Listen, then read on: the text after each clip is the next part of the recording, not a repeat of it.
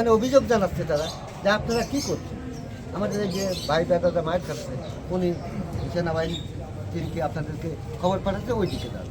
প্রকৃত ঘটনা তারা আপনাদের কাছেও যৌথ বাহিনী যে কাজ করছে সুন্দরভাবে তাদের কাছেও আড়াল করে।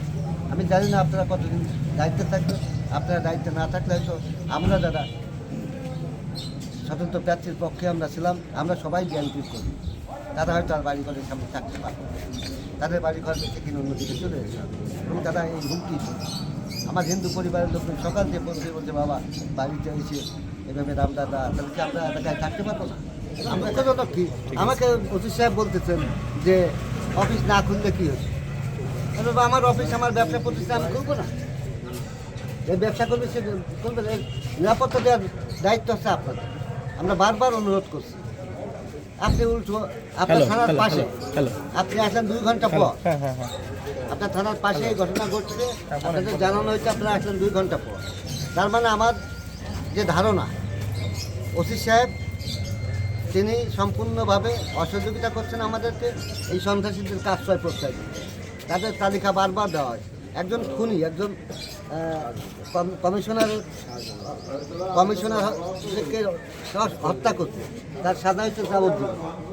সে এই নির্বাচনের আগে রাশেদ সাহেব তাকে কোর্ট থেকে বের করে নিয়ে আসে, সে যে তাণ্ডব করে বেড়াচ্ছে, আপনার সাংবাদিকরাও তো আপনারা দেখছেন এবং তাকে চিনেন। সে আজকে সকাল থেকে চাপালি শ্রীরামপুরে প্রত্যেক বাড়িতে যে মানুষকে হুমকি দিয়ে আসছে। মেয়ে ছেলে বাধ্য হয়ে তারা তাদের ব্যবস্থা ঝাঁটা লাঠি নিয়ে নাকি বসে আছে বাড়ি করে, যে সন্ত্রাসীরা এবার আসছে। একজন কমিশনার যে খুব জনপ্রিয় কমিশনার, এই অফিস ভাঙচুর করছে আমাদের শাহজাহান, আরিস, এদের নেতৃত্বে শাহিন লস্কর, এদের নেতৃত্বে এখানে ভাঙচুর করা হয়েছে। এবং আমার পাড়ায় যাকে 2 জনকে মারধর করা হয়েছে আজিজুলের নেতৃত্বে।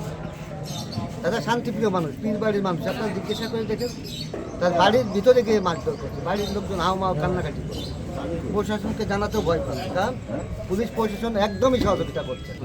3 জন হসপিটালে, যশোর হসপিটালে, এইখানকার হসপিটালে নেওয়ার পর তারা যশোরে পাঠিয়ে দিয়েছে এবং আরও 2 জন যারা তাদের প্রাথমিক চিকিৎসা নিয়ে আমি বাসায় পাঠিয়ে রাখছি, আমার পাড়া অর্থাৎ নিশ্চিন্তপুর পাড়া।